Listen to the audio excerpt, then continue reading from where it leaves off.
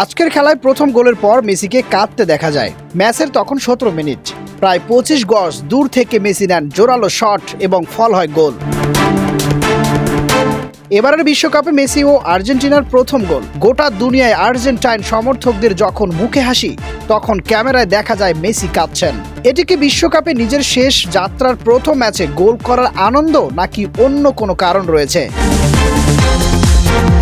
Match শেষে Messi জানান, কারণটা ফুটবলীয় নয়, বরং ব্যক্তিগত। আলজেরিয়ার বিপক্ষে হ্যাট্রিকের পরপরই মাঠ ছেড়েছেন মেসি।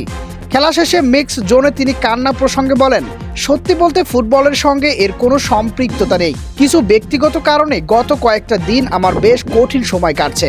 আমি দলের সবার প্রতি কৃতজ্ঞ। বরাবরের মতোই তারা সবসময় আমার পাশেই ছিল। এই পরিস্থিতি কাটিয়ে ওঠার জন্য তারা আমাকে প্রচুর শক্তি জুগিয়েছেন। ব্যাস এটুকুই। ম্যাচের কৌশল ও আলজেরিয়ার শক্তিমত্তা নিয়ে বিশ্লেষণ করতে গিয়ে আর্জেন্টাইন অধিনায়ক বলেন, আমরা জানতাম ম্যাচটি কঠিন হতে যাচ্ছে। ওদের দলে খুব ভালো এবং গতিময় এবং আক্রমণাত্মক কিছু খেলোয়াড় রয়েছে। আমরা ওদের পায়ে বল দিলে ওরা সুযোগ তৈরি করতে পারত। তবে বল আমাদের নিয়ন্ত্রণ না থাকায় সময় আরও পজিশন ধরে রাখা ভালো অবস্থায় ছিলাম। সৌভাগ্যগত আমরা শুরুতেই লিড নিতে পেরেছিলাম এবং ম্যাচ নিয়ন্ত্রণে রেখেছি। যদিও বল পজিশন ধরে রাখার চেনা ছন্দে আমরা পুরো দলটি ছিলাম না। আর্জেন্টিনা আলজেরিয়ার ম্যাচের প্রথমার্ধে পুরোটা জুড়ে ছিলেন মেসি। খেলার মাত্র 5 মিনিটেই বল জালে পাঠান মেসি। গ্যালারিতে শুরু হয় উল্লাস, কিন্তু মুহূর্তের মধ্যেই সহকারী রেফারি পতাকা উঠালো এবং সেই জানিয়ে দিল উদযাপন থেমে যায়। এরপর বাতিল হয় আলজেরিয়ার একটি গোলও।